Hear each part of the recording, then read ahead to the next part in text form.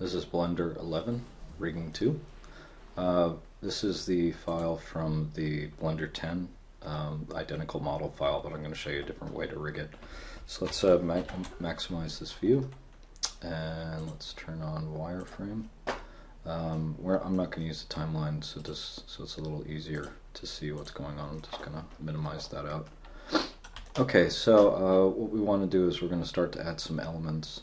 Very first thing I'm going to do is I'm going to snap the snap the cursor to the center of the world, and I'm going to add a armature single bone. And here's the basic bone and what it looks like. You can only, in some programs, you can keep on drawing the bones. In this one, it's different. At least my understanding is of it. So what we want to do is we want to start to manipulate this. So first thing I'm going to do is I'm going to go into edit mode. I'm going to grab and move that and get the top of that bone to be exactly in the center of that pivot, because we want to line these up. Okay, and then I hit E for extrude and come up here, and then we can zoom in and get this to be exactly centered where this needs to be, and then do another extrude and pull that one up and zoom in and make sure that this one's close to centered. Extrude and go all the ways up there. And it makes sense to use your time to get these perfectly aligned, because you want, when they bend, basically we're going to attach all the other geometry to them. So if they're not in the right place, it's going to be really obvious when things start to bend the wrong way. Extrude, this one's straight across. I'm going to get this a little off. There we go. And pull that down, and that's the final. Okay, so that's the armature, and at this point we can hide the geometry. So I'm going to select the armature and go out to edit mode. Select the armature, hit M for move. Oh, M, and we're going to move this to its own layer, and then we're going to switch over that layer and look, and this is where we'll do most of our work. I'm going to zoom in really close, and we're going to do two things. We're going to give everything a name, and we're also going to do a little bit of adjusting. So I'm going to go back into edit mode, select the first bone, and you can see now we have this little bone icon, and I'm going to call this base bone. And that one's done. We're going to grab this one, which is lower arm bone. Now the one thing about this is you'll see it actually rolls, which is basically it spins it around. I'm not quite sure why Blender does that, but we want to zero that out. And if you're completely confident where the bone is, you can also hit lock, which basically means you can't increase or decrease it. It's basically set in place. Let's see, this one rolls 0, and this is going to be our elbow bone. Zero this out, change this to upper.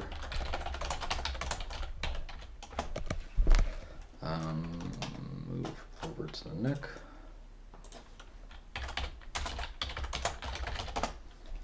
Zero this one out. And finally select the final bone, head bone, and zero this out. Okay, so we have all that done. Next thing we're going to do is we're going to change how this is visually represented. So if we hit the armature button and we change to stick, it's just a little visually smaller and a little bit more consistent. Okay, so now we can start to position our controls. We already have this down here. Go back to object mode, add empty circle. And we're going to change, we'll leave this one as is, and we're going to change this to base control, and then we're going to rotate it on, so let's get it 90, I'm going to switch this over just to positive 90 just to be on the safe side, and base control, and we want to move this slightly up, just because we're going to use it to spin the swivel around on the the lamp. So let's go up to, now we got to go back and reposition. So we'll select the armature again, go to edit mode, and you'll notice when we're in edit mode it selects in the middle.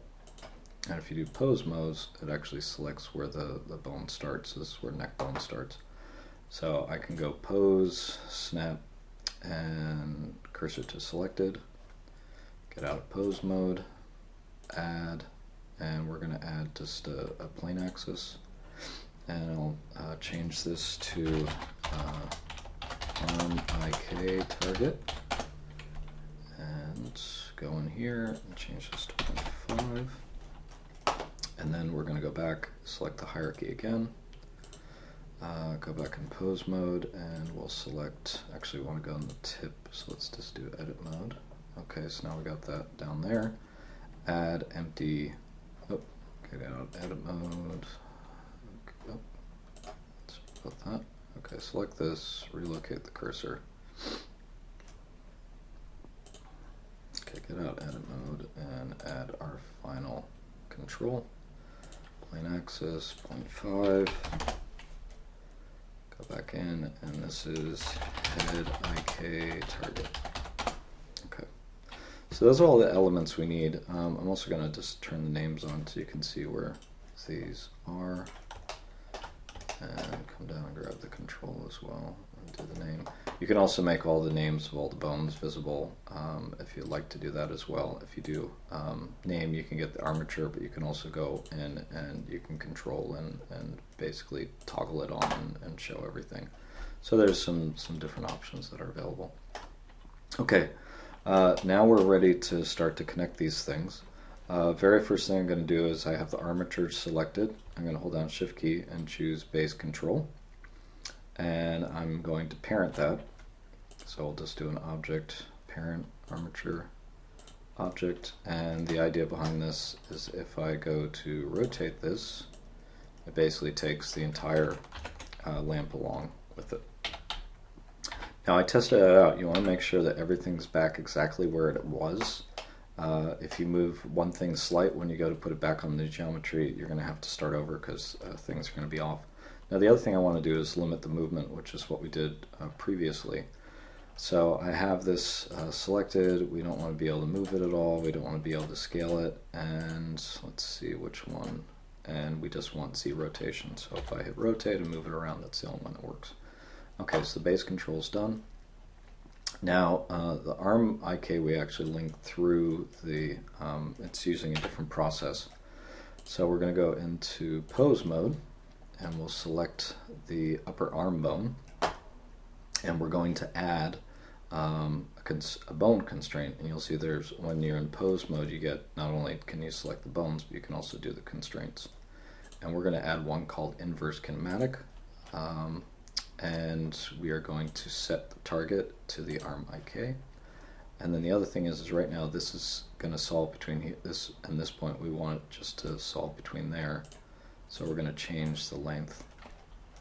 And we can go out of pose mode and grab the arm target and go into move. And you'll see when we do that that it basically solves between this point and that point. Now the one issue with this is if I go to rotate, you'll see that the goal doesn't go with it. So I'm going to take the arm IK, grab the base control, and then do object parent object. And now that's hooked up. So whenever I do a rotate now, it basically takes that along as well.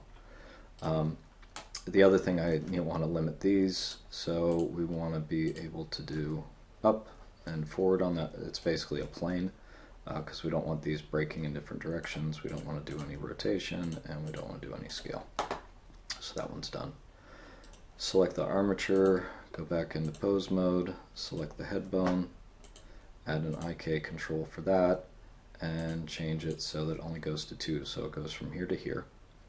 And make the head IK target, the one with the focus. And then we can go out and hit this and move this up and down, and you can see that it's basically following where that is, and because the chain only goes here, it doesn't influence anything else. I want to do some modifications on this. Go back to pose mode. We have the head selected, and we want to go down and open up inverse kinematics. Now this is with the bone in pose mode. If you don't have everything in the right modes, it can be an issue. And if we toggle on limit, we can actually control what directions this thing can actually move in order to try to touch this goal. And we want to lock Y and Z, and we just want X because we just want to be able to rotate in this direction. And I'm going to decrease this to -70, and I'm going to change this one to 70. And you'll see that now, if I go to solve this, it moves, but it can't go past that point, and then it starts to spin in other directions. Now, to keep it from actually breaking, which is currently what it's doing, we also want to make this one so it can only solve in this direction. So it happens to be the same orientation. We're going to lock Y, lock Z, and then let's tweak this. Okay, so we want that one to go this far. We don't want to go any further. It'll bend into it. And if you want to overextend the head, if you don't want to break the head and make it go too far, you might want to just kind of limit it. And you have that one set up. And now if I move this around, you'll see it has much more limited movement. And I don't parent this one to the rest because when I animate, I want to look at something a lot of the times that's not associated with everything else. If you decide you do want to parent, what you can do is with that selected, there's a add object constraint, there's actually child of. And we'll use this a little later, and we can say that this is a child of, let's say, for some reason, base control. Now it popped there. If we do set inverse, it doesn't move anywhere. Right now the influence is at 1. You can animate this, and we can set it to 0. And now, even though they're parented, when I rotate, it doesn't do anything because the influence isn't set up. So that's a workaround that you can use, and people use it a lot. The classic example is when you throw a ball, you want to parent the ball to the hand, and the instant you let go of the ball and you throw it, you would basically turn off the parent and let the ball move by itself. So I'll just leave that off for the time being, but just to show it. And that is pretty much it. We got this limited, that rotates around, this moves up and down, and then we have this goal moving around, and those are all the basics. So at this point we're ready to hook everything back up together.